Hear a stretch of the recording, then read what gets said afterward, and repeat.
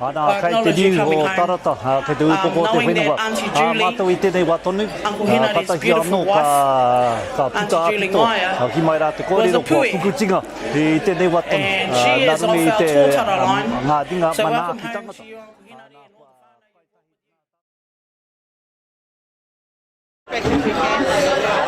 See it, moving.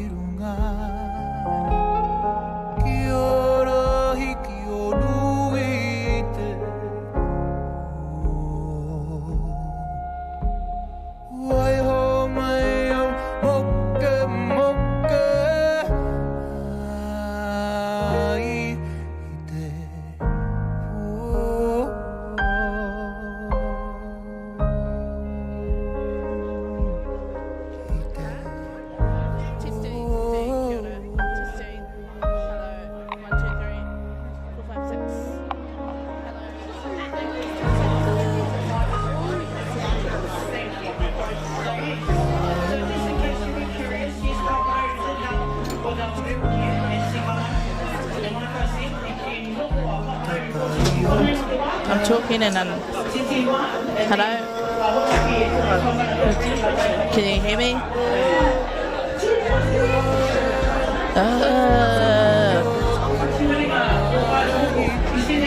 But can you hear? Still can't hear you. Jordan.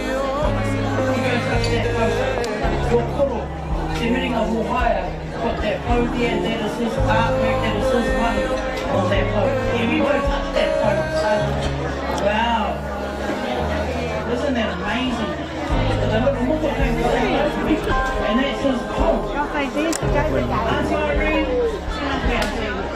thank you for bringing my brother. Back to this side. To Maru.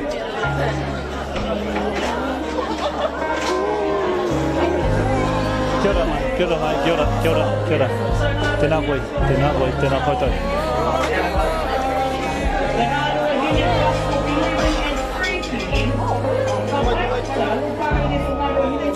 Tēnā koutou, nau mai oki mai rā ki tēnei o ngā whakātūranga, mihi ka wake rā ki a koutou katoa.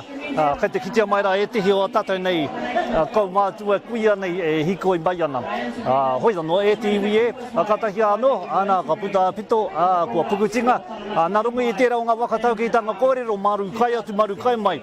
Nā he kōrero mo te kaha manaki tanga, te kaha manaki o tēnei o ngā iwi, ki te whanga I te iwi, nā e ngā huhua o tēnei o ngā takiwā o Ngāti Maru Wharanui. Nā akua ake nei, nā ka longo tātou I te wakamāramatanga o tētihi o ngā waiata.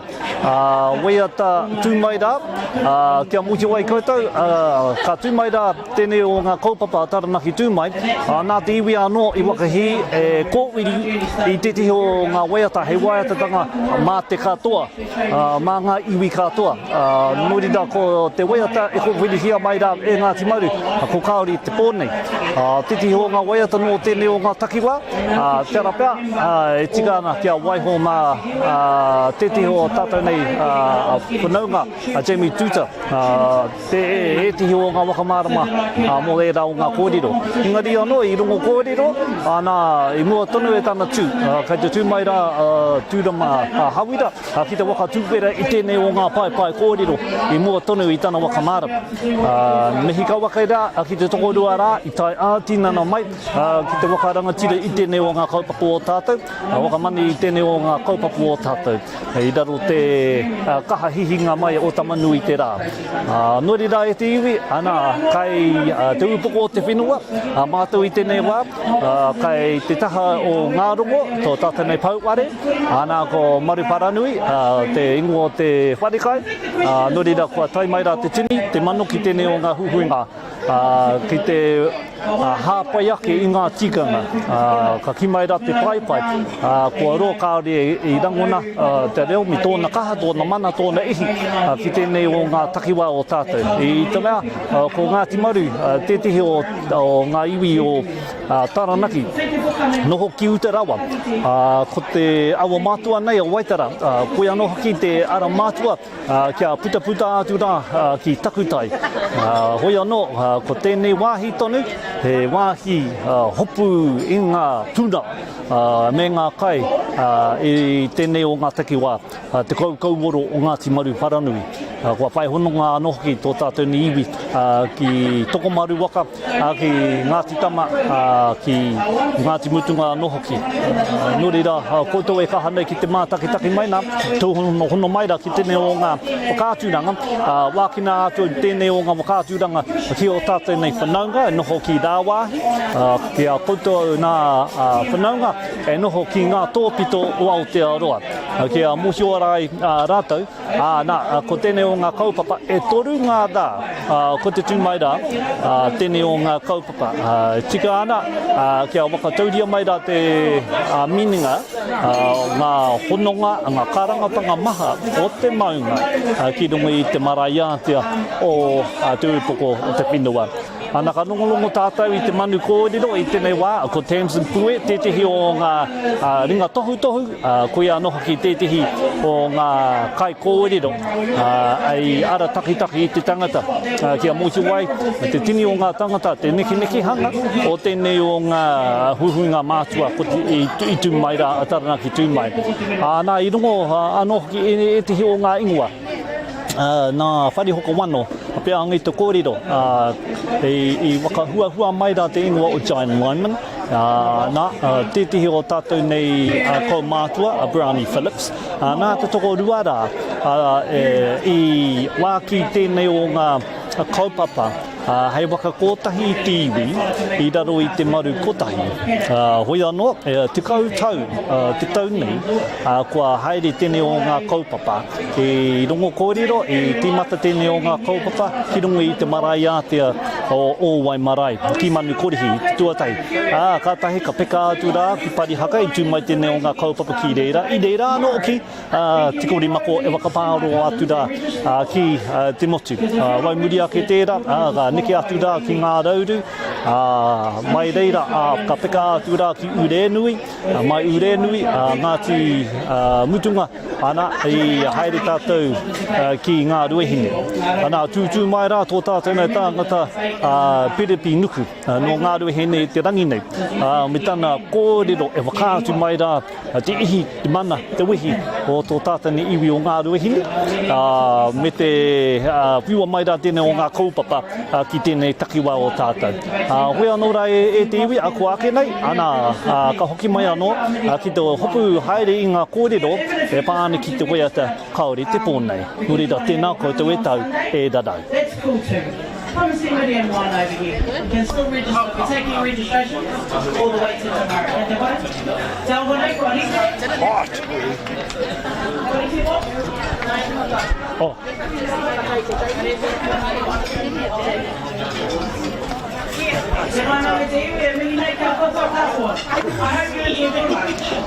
We are about to commence the Wānanga.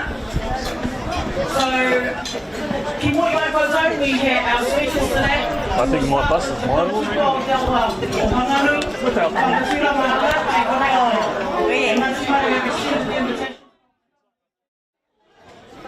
Come Ngāti Maru tōpiri o te awa tupo o Wharanui and our Ngāti Haua links as well, very close to us here in Taranaki.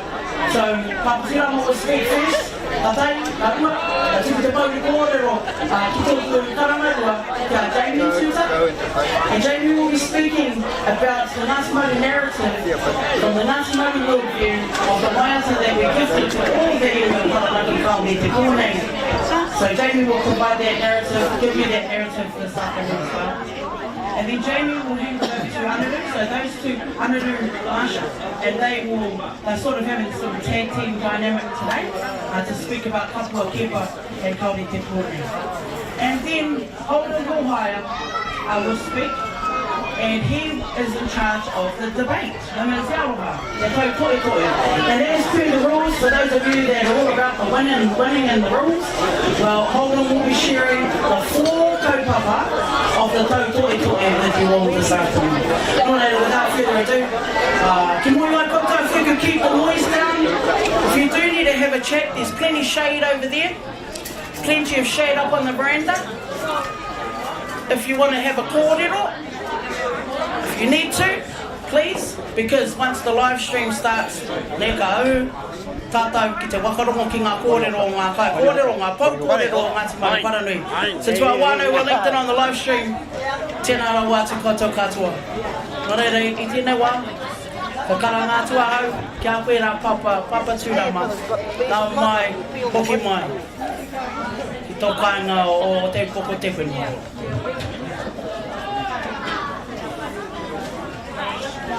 Tēnā tātou te oi ngā te toi. Me pēnei no te tīmatanga kōre. Ko tupua kaua, ko tawito kaua, ko te mātoi o te ra. Tēnei o kira te take e rongo Maru a Watuma. Whakaeke te ki runga i te awaro. Wai te awaro. Tua te awaro. Oru koe waka tūpuria e kaua o rā. Eke i o mai e kaua o rā. E rongo e waka iri ia. Turu au hiti waka maua kia tina. Teina aumi a ui e. Tai kie. O tira tū mai te kā ui mau. Tū mai te kā ui rua. Ko e rua Taranaki. Ka hiri kau ake mai. O na kau e kau. O iara kare e kore te pū o tau heke. Wirina ke kau ake. Ki o na tūtai ki a rua. Tāwhito ki a rua ei au. O ki no ki te wai inu nā rua tipua. Korunga rua pehu. Tēnei te mihi ake. I nā e a piti atu nei ki te waka o Aotea. Timata hea ki runga rua pehu ki tā wakapapa. I nā ka eke i o ki tērā nā tarang nā te rua putāna ana. Kia tamahai ka moe ki hinei mata ana kuiara ngai turi. No reire me ki e ngā torea o tai tēnei ngā kaua uta kua tai. Mai te kā ui rua ka eke. Ki te kā ui kapua, ki te kā ui tara. Ki te kā ui ma. Tika tonu te kōrero. Nei ka karanga te tuakana me tai mai te tai. No reira kua tai mai a Maru ko pihi. Tau toko rawa. Te kaupapa waka hira o Tarangina. A o tira. I roto i te pōwiri i ki te ake. Te pūkana watero. O ngā rauru ki tai ki te kite ake au e no ana ki te neitaa. I ngā rāo mua i tēnei tū kaupapa a ka tuahau hei pōnanga mo ngā rauru. Engari e tika ana ka eke ki turanga i mua kia tangatea kōpiri ana. Ka moia tēnā mo ngai ngātau Ngāti Maru a te rei mātia ana. Kare e kore tu atu ngā rau. Reira tēnā no tātau. Ko te tīmatanga kora pēnei te pā. Puai nā tō ngā riro.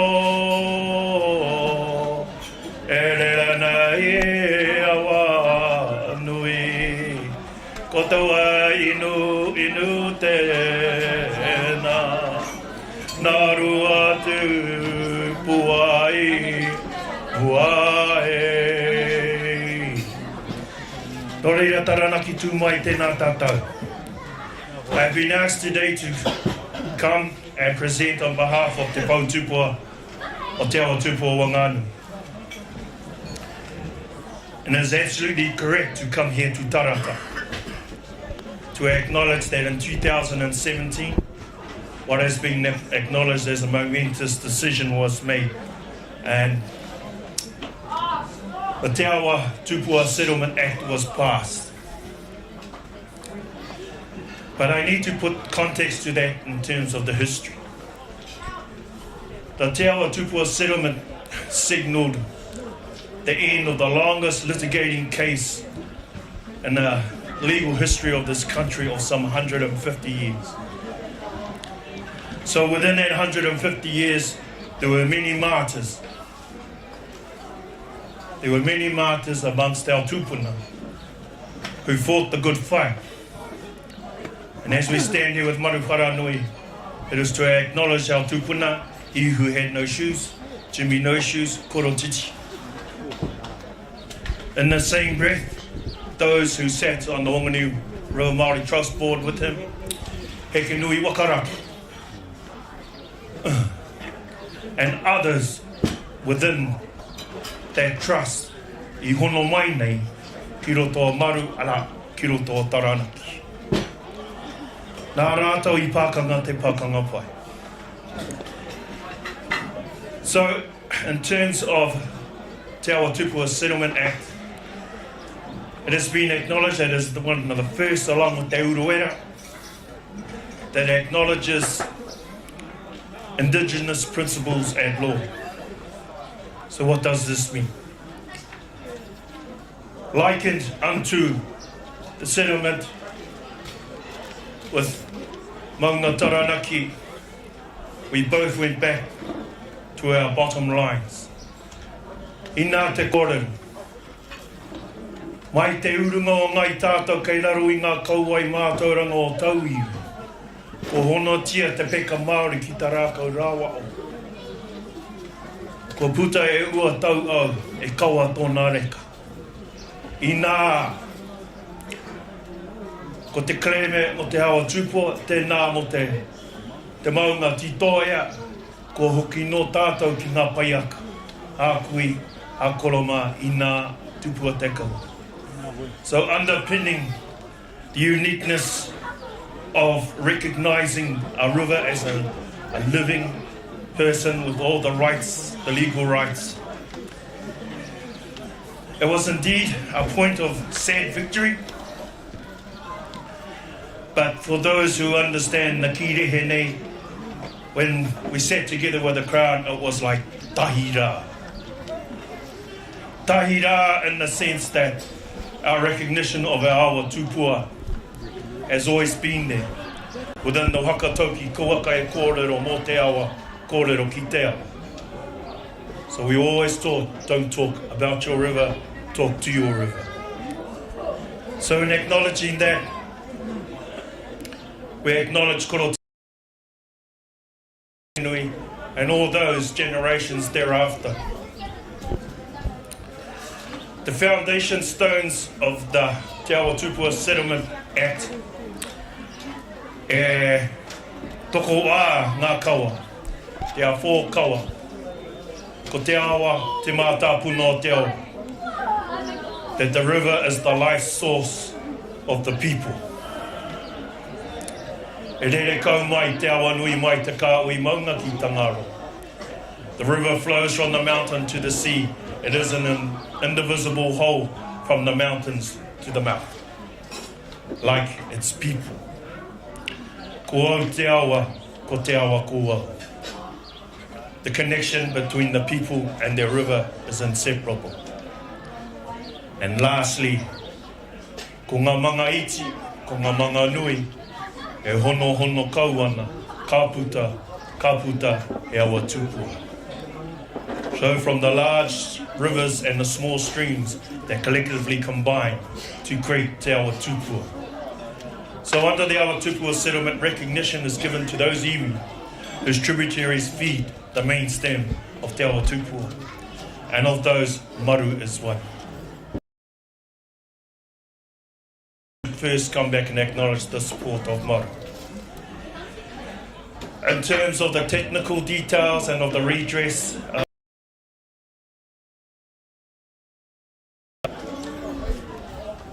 te pau two people, one elected from Ngāti and one elected from, and so, but we act as one. And so, as Auntie Dame Tariana Turia, and in our experiences at Pau Tupua, we really got this thing going on, this good cop, bad cop, and I'm not the bad cop. But we seem to tag team well, particularly when it comes, and realising that this is pretty new to the face of the crowd. Below us, we have an advisory team called Te Karewa. That is made up of a representative from local councils and government crown agencies. We have one from Ngā Iwi. The group of the collective iwi is called Te Ripo, and it is now headed by an elected chair, Wiari Rauhina of Ngāti Tū Wharanui. And our third is our guru in terms of water technician and water engineering, Cherie, if I could just remember her Polish name. So that's our 3-person team. Below them sits a 17-person team, and they are called Te Kōpuka. And they are charged with the responsibility of developing a whole of river strategic plan. So the 17 people on this strategic team are made up of all the local councils, district councils, crown agencies, me Ngā Iwi, and those other interest groups like Forest and Bird, and those other groups like Federated Farmers and Genesis. So we're all at the table. One of the things, the aspirations of the Act is no longer can people sit in their silos and make decisions about our awa. It's all at one level, at one table. And yes, I kind of liken it unto preparing for an epic journey, a bit like Tuia 250. And we are basically teaching our kaihoe of the strategic team how to row and sink before we depart on achieving our end goal. So what is our end goal? It is pretty simple. In terms of the health and well-being of the river alone, it is... Now what's that flash that I used?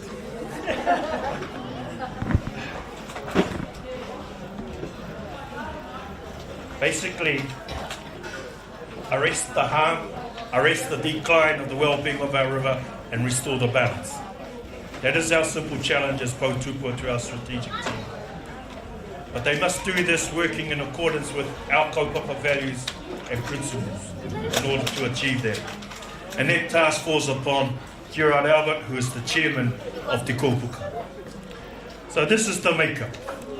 Our funding consists of a $30 million contestable fund, and once we received that, we had to go through a decision-making process, Dame Tariana and I, and the first things we said is that we will only invest our money in New Zealand-owned banks. And we got a bit of rah-rah from those financial advisors saying we were losing such a percentage. So we invested in TSB and Kiwibank. And that's where our money sits at the moment until our cycle is completed and it's invested for the long term. But koiana, just to give you an insight to Te Awa Tupua settlement, that we are committed, and also to the tributaries, the health and well-being. There's a lot of debates on the horizons, of course, with Horizons, Federated Farmers, in terms of the restoration of our well-being of our river. So once again, wakahoki te Mauri, piroto o ngā rongo, wakahokia ki te haukainga. No reira ki a koutou ana. Kei raro I tēnei kaupapa waka ia iwa. ka hoki no ki tērā nā ua i poipoia tarangi auta. Nā, māma no te kōra. Tū mai Taranaki e, tike mai rā tātou. Toto i te kawatapu hapa i ngā tō mana, toro tika ki ārangi e. No reira tā uri au i roto i te koroirangi, kei whea rā tāhunga mai o te kōru. Kei te rangi hikitia, kei te rangi hapa inga, kei te waa ātai. Kei ārangi nui e tū nei, kei a papa e takoto nei, ue a, uri nā. Tui a ngā moko o te taurawiri āriki. Tui a ngā moko o te taurawiri poropiti. Ka rongo te pō, ka rongo te. E te uinga e te tui.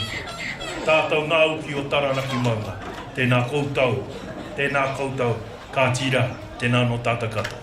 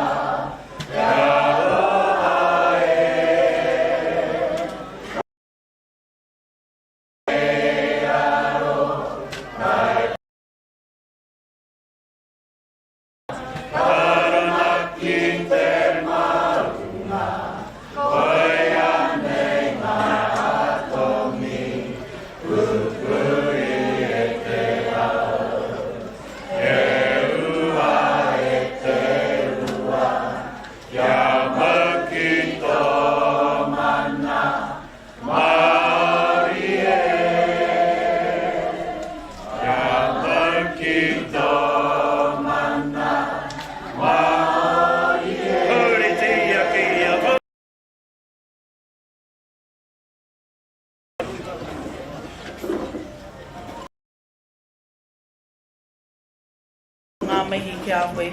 O te no, korua tai korau kura i te mārai kura. Korua koho ki mai ki roto i a mātou o Ngāti Maru Wharanui. Tēnei te mehi ki a korua. Yo te anō i tēnei wā i te Wānanga. Karangātua hau ki tōku karangarua, rā tōku ki ngānera. Kia Jamie, rā ko Jamie Tuta. I te mea rā kia Jamie te wakamārama mo tō tātou waiata. Tau i tō Ngāti Maru kua tāko ātu ki koutou katoa e ngā iwi o tō tātou tau e ke manga. Kāre te pōnei. Kāti tēnā rā tātou. Tūrama, me he rā kōrero, i te mōhio anō, hakoa tērā paranga au, moroto ana mai rā i a Maru kōpiri, he Maru Wharanui tūturu koe. Nō reira, tēnei te mihi ki a koe, me he rā kōrero, me te hononga ki Wānanga nui a Ngāti Maru Wharanui, me tō tātou nei awa tupua, me he rā o ngā tātai wakapapa o te kāui Maru, te kura i monua. Nō reira, mihi ana ki a koe, mihi ana ki a tātou, kei te iwi, tēnā rā tātou katoa. Tēnei he paku wakamāramatanga no te waiata nei. Me te mōhio anō, kei Wānganui a koutou, e tahi wakāro ana, no Ngāti Maru tēnei waiata, no wai rānei tēnei waiata. Koe ia i wiri-wiringia tēnei waiata. Koe nei wiri-wiringia tēnei waiata, nā te mea whakamārama ana i te tūhonotanga o tēnei tupuna o mātou o tātou o Maru, a kapua kepa ki te kaupapa o Pariaka, o tino he nei kātu waiata, no reira mihi ana ki a tātou. So just acknowledging tūrama, I mean it's wonderful that tūrama can be with us today because Tūrama is a manifestation, a physical manifestation of that relationship between Ngāti Maru o Tai me Ngāti Maru Kiuta. And he is a descendant of Pea. Although we talk about the river being Ngāti Maru Kōpiri, many of our river whānau are also Ngāti Maru Wharanui. And Kapua Kepa, who is attributed as being the composer of this waiata, also has that shared whakapapa. He has brothers named Reremai and Ki, Reremai being a hapu of the upper reaches of the Wānanga River.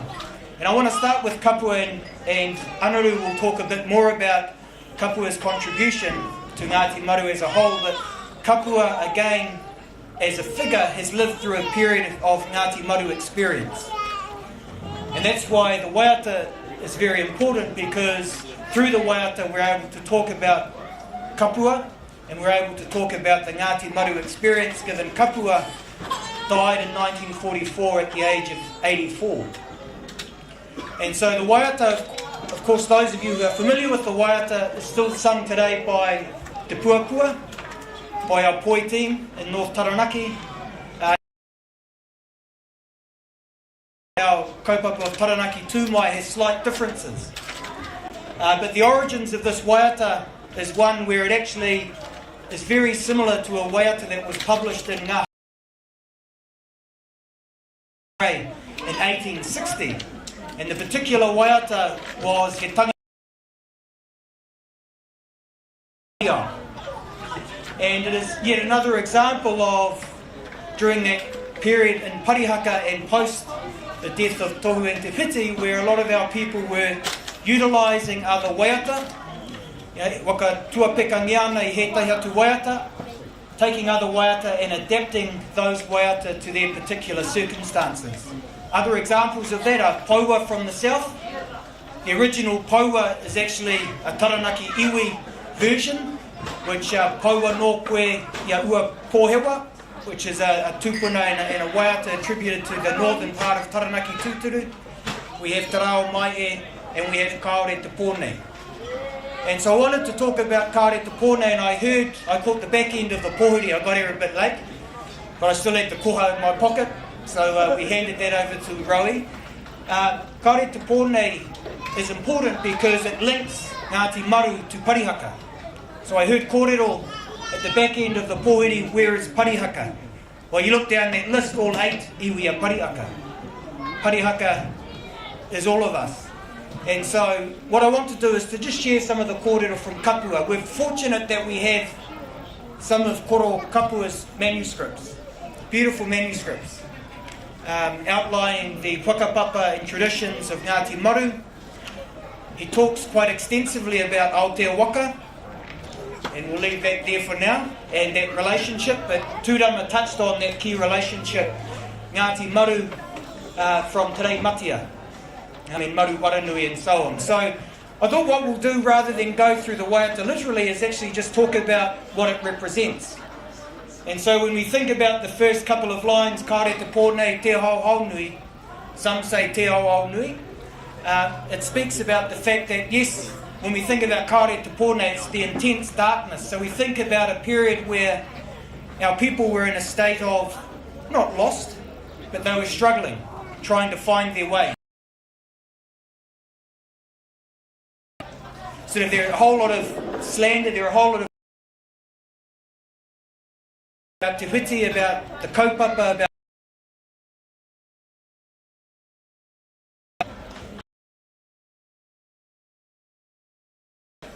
Marama. Despite some of the continue to pursue the kei wea ngā iwi nei e tata mai ki takutaha. So this was still living at Parihaka in 1907. We know what happened post 1907. He then returned to live in Purangi, which is just over the way. Wānanga. And he'd have sort of debates through Māori newspapers with people from Tūhoi, Tairāwiti and other places. But this waiata was composed at a time where my view on it is that people were starting to question. People were starting to question relevance. But two, a lot of our people post the pāhua had actually returned to their own homes. So it said, kei wea ngā iwi nei e tata mai ki taku taha nei, I hoki atu anō ki te pau a kairo o tōna ware. So speaking about that period post the pāhua, a lot of our whānau I hoki ki o rātou kāinga wakapari aka tiai. So they returned to their own homes, and that's where they lived the philosophy of Ngā Manu Erua. And then it poses the question, nā wai te tikanga kia ngaro no atu. And for me that's got multiple it's got multiple interpretations. So it can speak about the fact that our people have returned to their homes and who caused that to happen. And so we know around the government view of the time. But it also talks about how various matters relating to parihaka, Taranaki and land dealings more generally were being concealed. And that the truth was not always. Ngā wenua ka haruru ki tawiti ki ngā rangi rā ki te mutunga mai o te ao. And so that for us is a reminder that our tupuna being imprisoned should be a reminder to everyone that we shouldn't commit these types of acts, that they are wrong, and that yes, we want as many people to know about it.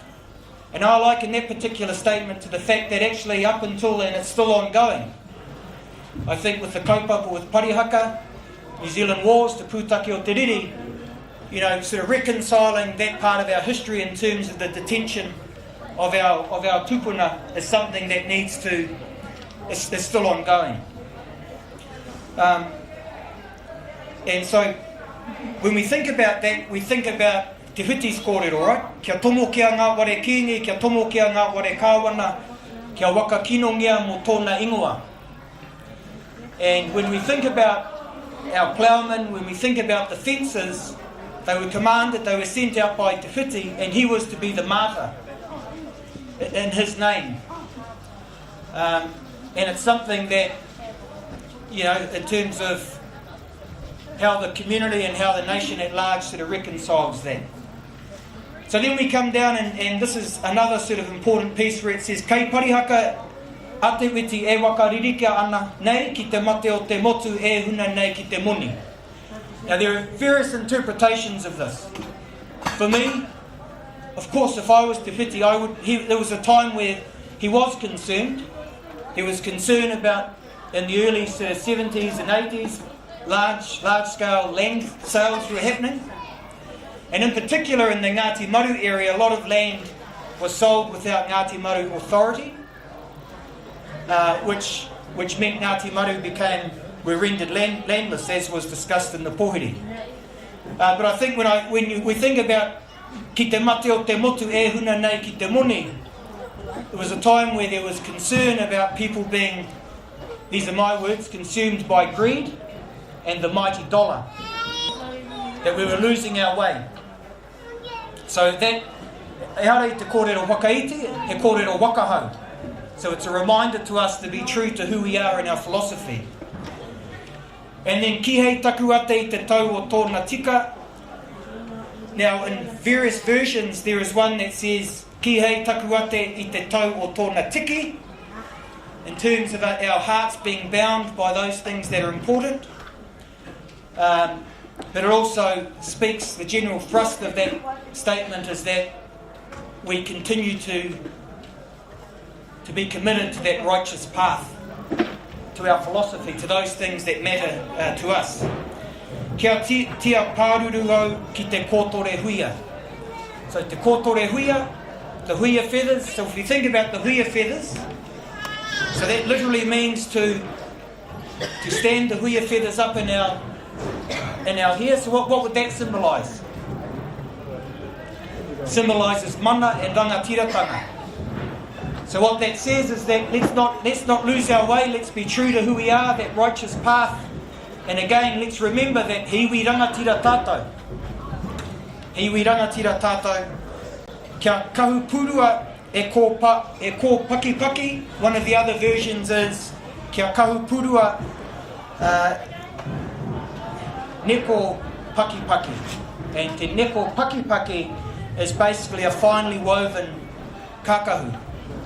And so again, if you think about a finely woven korowai or kakahu, what does that symbolise? It symbolises mana. It symbolises rangatiratanga.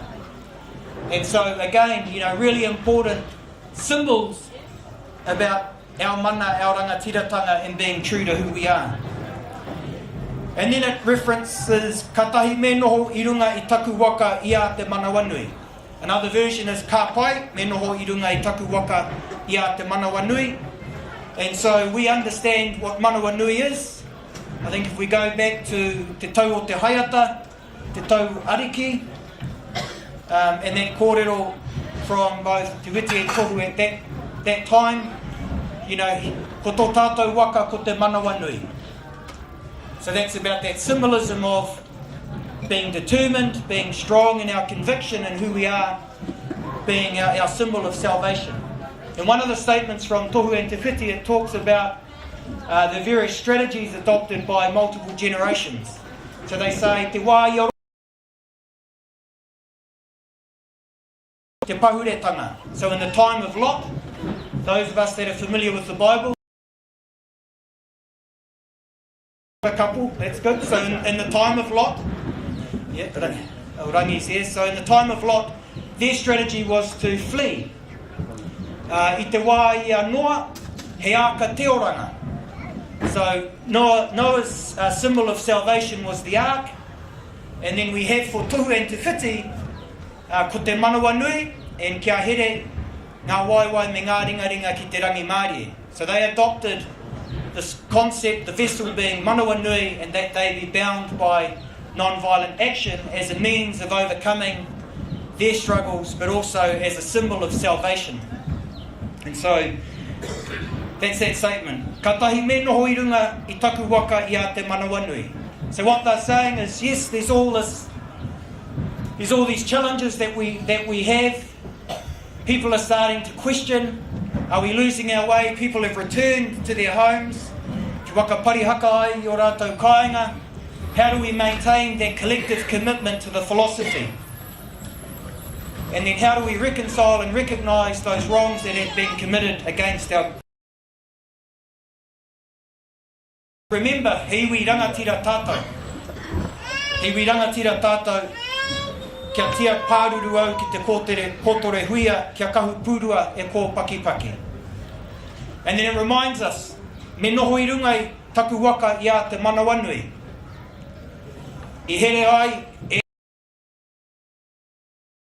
got a version which says, I here ai e te witi, hānei wi ki te rangi Māori. And so Maru, with Kapua and others, they were living on the Whanganui, on the right-hand side of Waitotoro. So if you're looking out to the maunga at Parihaka, they were up in the back right corner. And Maru were living together with the upper Whanganui. And you had lower Whanganui further down. But that was where Maru was situated. And that's why I think with Tūrama, as I said, and actually Anaru, most of Maru actually have quite strong connections to both Maru here, and many of our people were living the Whanganui River. And so, I here ai a tohu hānei wi ki te rangi Māori, and so we know that. Rangi Māori is not easy. We find it very hard, even with one another. And that's that ongoing sort of challenge and opportunity for us about how we can be good to one another. But at that time, it's about reminding us of being true to that kaupapa, being true to the kaupapa. Kei kino, kei puke, kei waka noi te tapu o te atua. And so when you think about the teachings and philosophy of Tohu and Te Whiti, it was a bringing together of a Māori and Christian worldview that was relevant to inspire our people with purpose at that time. And so again, it's reminding us that if we don't all jump on our waka of mana Wānui and we're not good to one another and ensure that we can, kia mau ki te rongo, me te rangi Māori, we basically kei kino, kei puke, kei Wharanui te tapu o te atua. We're starting to foul that philosophy. And I just call it not being true to it. And you'll ask the question, well, why have they referenced te atua? Well, it actually goes back to when those first premonitions occurred between Tohu and Te Whiti, and when they first established Parihaka. They said, ko te tauariki tēnei, ka kuhuna te patu e korerau e kitea, e haramai ngā tahua te kōrero atua kia te uti rau ko tohu. E tuki tuki te kino kia mata i te pai, kia tau ko te wakaoronga me te rangi Māori, me te rongo mau ki runga i te wenua, ki runga te tangata, he puru i te toto. He puru i te toto, kei te pakanga rāua ki te rangatiratanga, kei te murua nei e tauiwi. So again, just thinking about that new approach and that philosophy. So kore ngā iwi nei e ware e taku ngākau. So just think about that. Kore ngā iwi nei e ware e taku ngākau.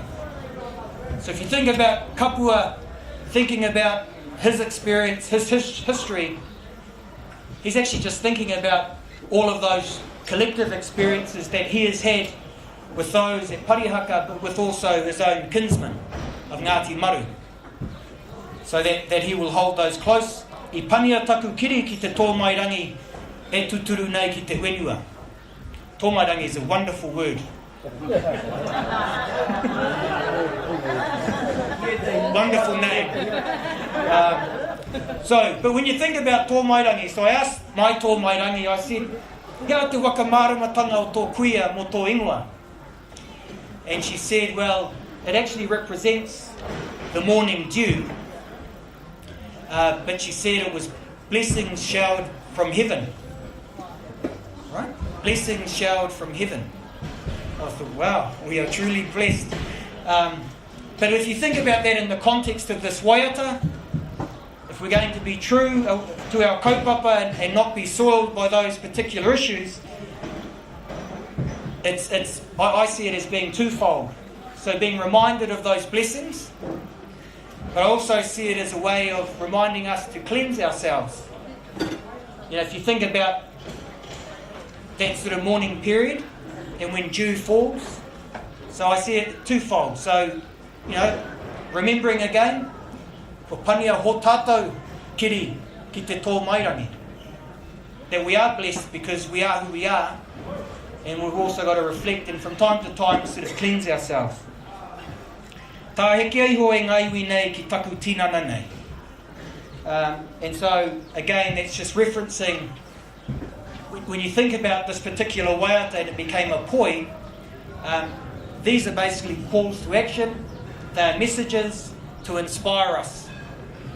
To understand in those points when we have times of difficulty and challenge, that we search within to find that inspiration from who we are, to remember who we mana, and that these issues that have afflicted us will be overcome if we maintain that commitment and that dedication to our kaupapa. And I love this waiata because it actually speaks to Kapua in terms of his lifetime, his dedication to his people of Ngāti Maru, who were the only iwi in Taranaki to have a Landless Natives Act. Kapua was part of that journey. Being at Parihaka, he was involved in petitioning the government. He was also spoke at the Sin Commission in 1927. So that's the waiata. I think the wonderful thing, and this is the nature of waiata, right? We all have our own versions, and they do change and adapt over time. This kapua was part of the Okawa Poi group. Rangiora, and also our Ngāti Maru mentions given Ngāti Maru were to the river. So if you think about Tawata to Ta, another Pakapaka. So there's strong connections and relationships there.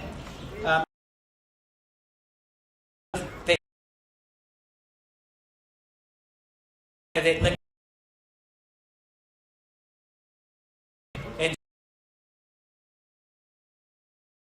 action to Ngāti Maru as well. To remember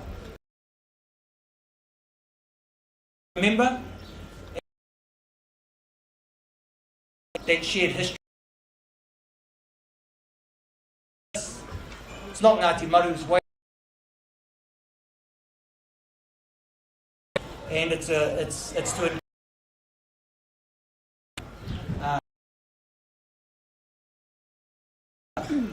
kia rongo hōna kupu ki runga ki tēnei marae hei ngā tau kei mui te aroa. Ka kore au e waiata i tēnei rangi, nā te mea i te rātapu, ka ki te tātou i te reka o tēnei waiata. I te reka o tēnei waiata. Hoi te anō, tēnei te mihi kia koutou, ka tukunatu rā kia anuru māne e tuku etahi waka mārangatanga mō tō tātou tupuna mā kapua. Nō reira, tēnā rā tātou.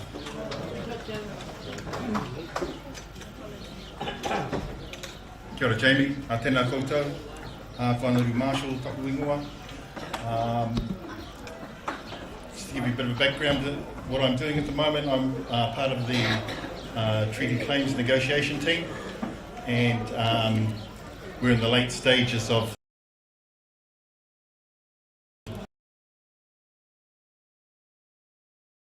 it is talking about is behind composing this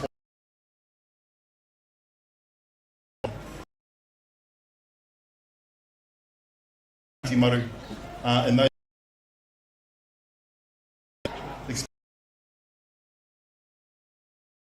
experiences and made him the man that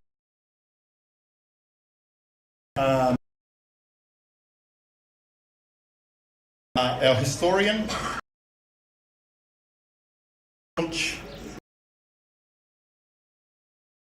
and the making right of right and wrong. He was born, his mother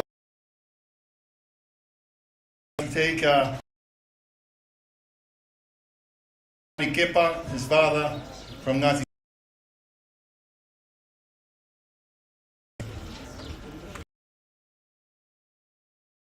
Surrounded by, and I take it he was influenced by, a number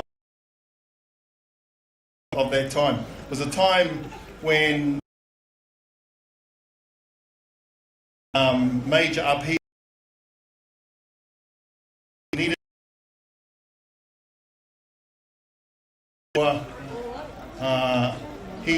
I think he learned his trade at their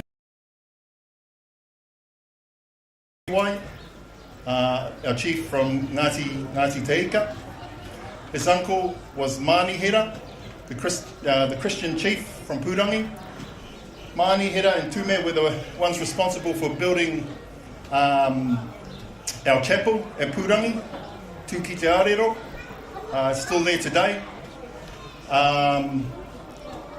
Kapua's, another uncle of Kapua was Te Kere Ngātairua from Tawata down on the Wānganui River, and his family were strong followers of him and their kaupapa as well. When he was a young man, well, probably a child at that time, him and his family and many other Ngāti Maru families migrated to Parihata and resided there right up until the end of that century. In fact, he was still there in 1907. Some of the, so these were the people that he was surrounded with. And obviously the influence came down through him. By 1896, he's writing petitions with his cousin, Tutanuku Tume, to the Crown, demanding the return of land that had been confiscated between Purangi and here in Tarata. That petition was a follow-on from the petition that Te Kere Ngātairua had lodged in 1892, and it resulted in the return of the enactment of what Jamie just mentioned, the Ngāti Maru Landless Natives Act, 1907, and also the Pūrangi Landless Natives Act. So that all happened around 1907, and that's when our people were coming back from Parihaka as well and coming back here.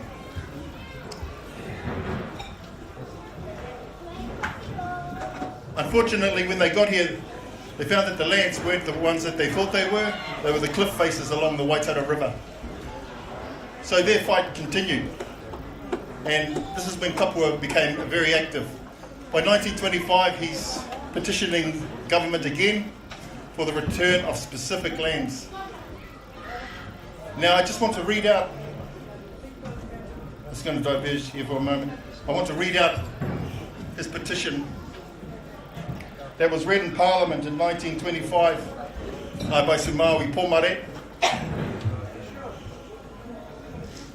And it gives you an indication of what he was thinking at the time. That we, your petitioners, are not aware of any reasons for the confiscation of our lands situated between Pūrangi and Tarata.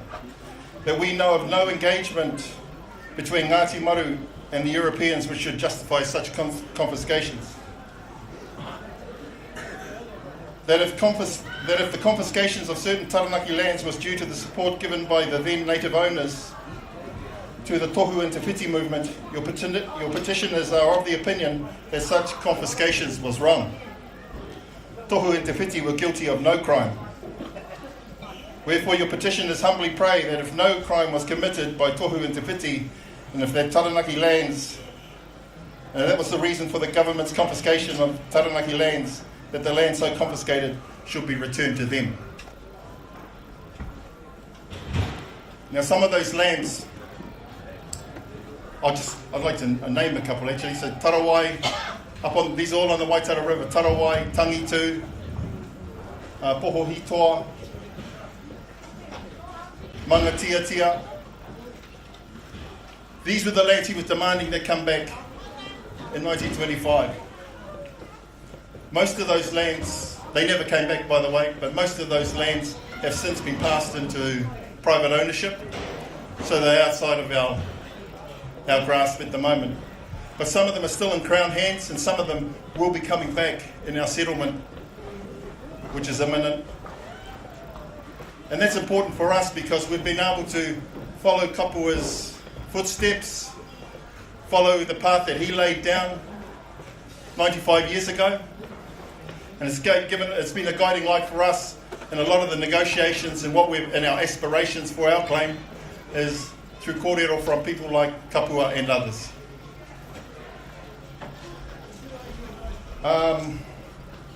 2 years later, he was in the Sims Commission. And as Jamie said, he'd given evidence there. And he spoke about these same lands, but he also spoke about, by that time, some of the urupa had been desecrated by local council and the settler families moving in.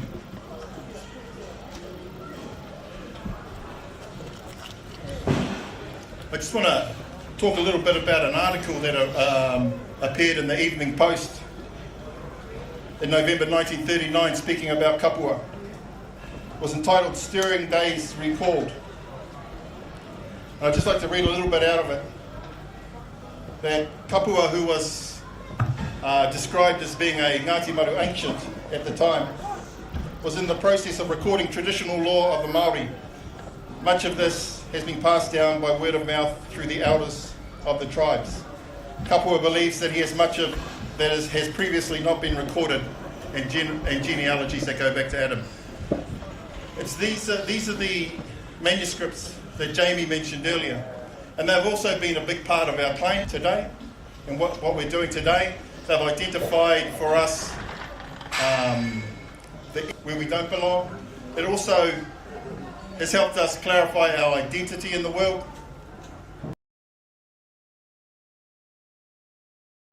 And Manauea, we were part of the Kāhui Maru. From them came Maru Wharanui, and from them came us. So this has all been a journey for us.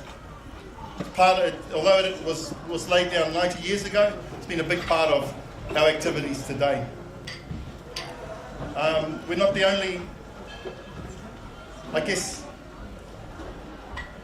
manuscripts like this are precious, they're taonga, and they're shared around.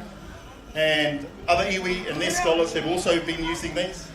Matuaruka Broughton, in his 1979 thesis, Ngā Paiaka o Ngā Rauru Kitahi, he had utilised a couple of his manuscripts, and he references them in there. So it's something that I think for us is part of our journey. It's today. And it's, I think for us, looking back at Kapua, he was obviously an inspirational leader, a really strong advocate for his people, but also through his deeds of that time, he's still inspirational to us today, and he's still guiding us along on what we're trying to achieve as well. So that's just a little bit about who Kapua is. There's much more, I'm sure, but we're just trying to condense it into a short narrative to give you some type of context as to who this man is. All right,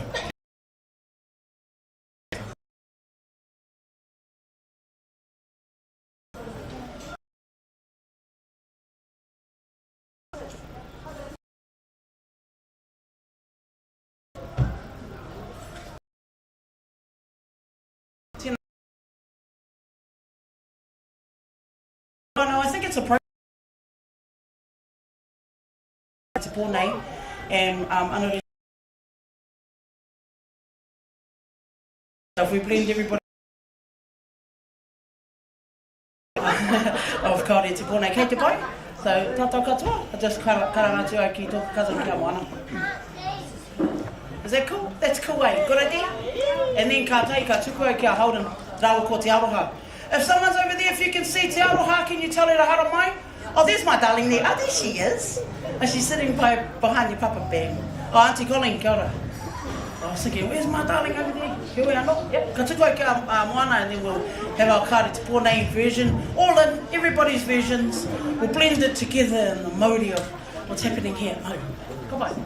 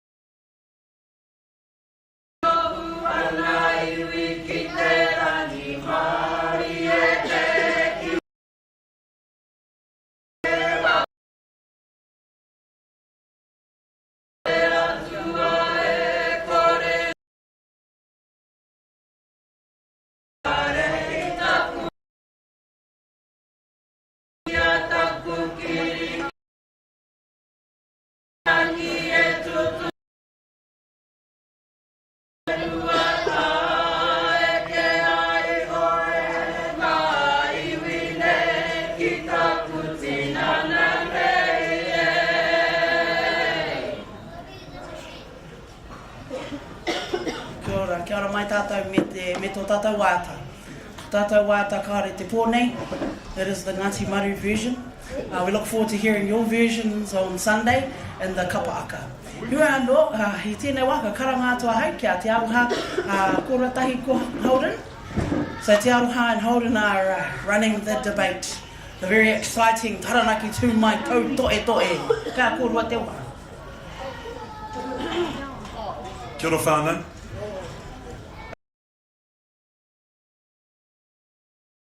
Aramāsu kia koutou he hanga whakaritenga mō pōpō, mō te rātapu anō hoki.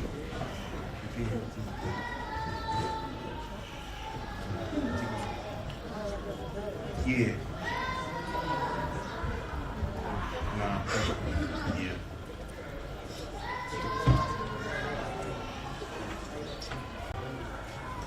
Okay, whānau, so we're just going to go through the rules for the tautoe toe.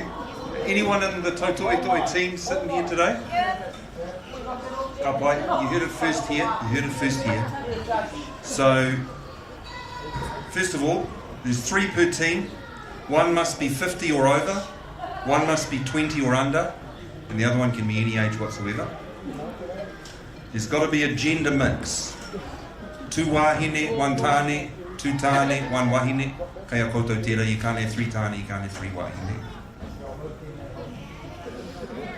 Yeah? Must have, ko tētahi o ngā kai kōrero me ū ki te reo Māori anake mo te roanga atu o te tautoe toe. Tētahi anake. Ko te tokorua e toi ana, kai a rāua tēnā mā rāua e whiriwhiri, reo Māori, reo Pākehā, reo rua rāne. E toru ngā pai aru mo te tautoe toe nei. Tuatai, ko te kaunga o te reo Māori. Tuarua, ko te ngahau o te kōrero.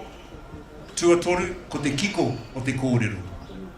So the quality of the language, Māori language, the entertainment value, and lastly, the substance of the kōrero, the strength of the arguments. Each criteria will be marked from 1 to 10, and there will be individual judges' scores that will get totaled, and then an average will be given. Overall winner will get 3 points towards 2 mai.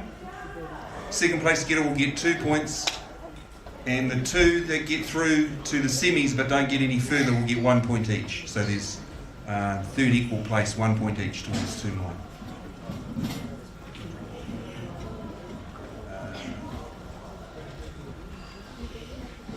Tēnā tātou kei aku iti, kei aku rahi, kei aku wakatawara I ki te rangi, kei aku wakateite ki te wenua.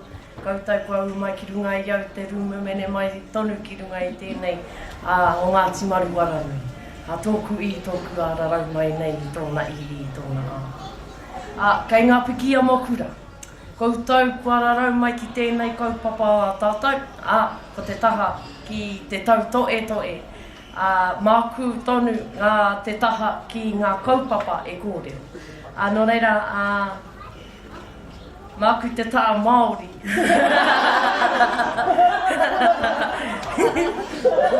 Mataku pāpā tonu te taha Pākehā e wātu. Nō reira, ko te kaupapa tuatai, hei pāngai, hei Wānanga mā koutou, mā te ngākau, mā te inengaro. Tuatai ake. Me wee I te pūtake o te riri, me mau ki te pūtake o te rongoma. We should forsake te pūtake o te riri and turn instead to form a basis for lasting peace. Oh, love it. Okay. Kaupapa tuarua, me tū tonu a Taranaki tū mai, me waka kore rānei. Taranaki tū mai should either continue or perhaps instead it should be done away with. Tuatoru, ko te atua kotahi te tino atua, whakamoi a ngā atua Māori. There is only one true God. We should leave the Māori gods well enough alone, let them continue to slumber. E waka te pea ke ki te kaupapa tua wā.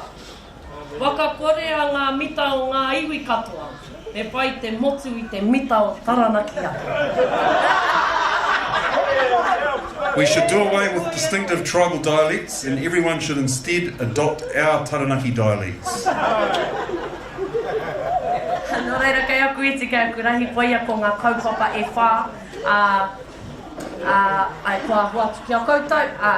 Hei wānanga mā te ine ngaro mā te watu manawa. Ka ngā au mai, ka ari mai. Kei a koutou. Engari, me wero i ngā kōrero. Me auwaa. Me rere atu ki te waka o te auwaa. Me rere atu ki te waka o te Wharanui. O te waka iketanga. Ka mutu. Ai te ari tukoa. Tēnei, te reo o mi, e toro atu ki a koutou. Ka timata tēnei kaupapa, hei te tahi karaka, hei te apōpō ki tā tātou, ki tātou whare ruruhau, ko te mā ki tērā ki te kura tuarua o Kohanga Moa. Kia ora te aroha, me tētahi kōrero whakamutunga, hei apōpō, he hawhi haura i mua mai te timatanga o te tautoe, kātahi ka tukuna ngā kaupapa ki tēnā tima ne. Nā reira ka kore koutou ngā tima tautoe e mōhio kia āpōpō rānō kātahi ka mōhio koutou ko tēhea kaupapa kua tukuna ki a koutou. Kei te pai? He pātau? Pai, kia ora tātou.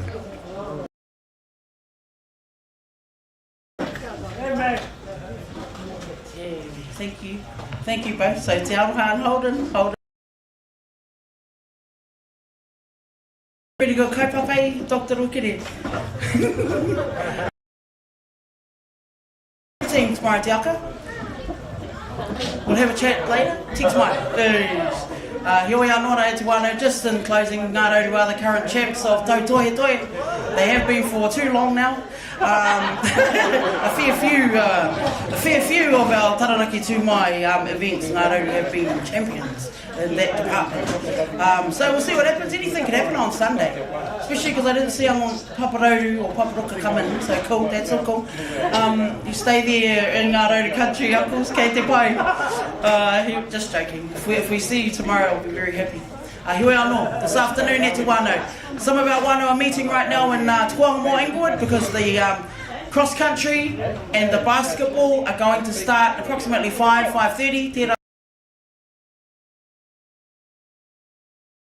Ki Koanga Moa, Marty Davis of Ngāti, they are the current champs of the golf as well, Ngāti. Actually, I just want to say, while we're on the live stream still and our wānau are watching this going, tarata. Yes, well, the official Taranaki Tūmai 2019 registrations are now officially closed. If you haven't registered, whatever you do, don't jump in the Maru team because you'll get me disqualified. Hop in any of the other teams, any of the other iwi teams, kei te pai. So therefore the registrations are now officially closed right here with our our two one emiri who are doing the registrations, ka pai. Nō reira, without further ado, to those of you who are heading back to your accommodations, have a beautiful evening with your iwi, have fun, and we'll see you back at Koanga Moa either this afternoon if you want to come and hang out. The iwi gazebos are already up. The gazebos are up, the iwi flags are flying at Koanga Moa on the field. When you go over there, for those who haven't been there yet, wow, it is an amazing venue, you're going to love it. Have lots of fun throughout the weekend and enjoy quality time with all of our iwi. Relationships, kei ki te koiwi, kei rongo kōrero, it's all about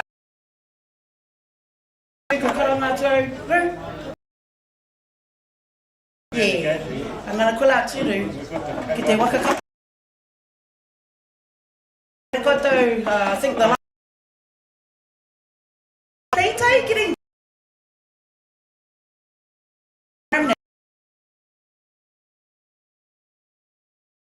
30 AM and it's real marching. So no matter Mike Inglewood, Inglewood High School, and then each year we have marching teams, not all but most, and then straight into the sports, and we'll launch that over in Koanga Moa, Inglewood High School tomorrow morning, 10 AM, the sports start. On behalf of and don't forget fair play, eh? Look after each other. Reina karo mai tātou, ka tuku te wā ki aru ki te waka.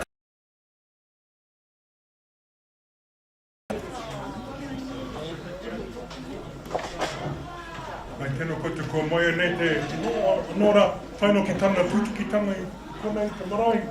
Tūpuko te whenua tēnei tani hape rā ki a koutou tēnā koutou tēnā mata. Te te kia wakakapi anō rā i konei, a ti pako i te tai kareki anō rā ki a wāte ki koutou, te hoki anō rā ki o koutou wahi noho, te hoki rāne anō rā ki koanga mō ki te tautoko anō rā o reira. Te ti ngumata anō rā te honore o te kāinga nei, tukumihi ki a koutou, o mana ngaru kaurangi ki rā tēnā koutou, a tēnā koutou. Iti mai e te rā pāro mai e te rā ki taku tira ke te wakata a ki te wakata.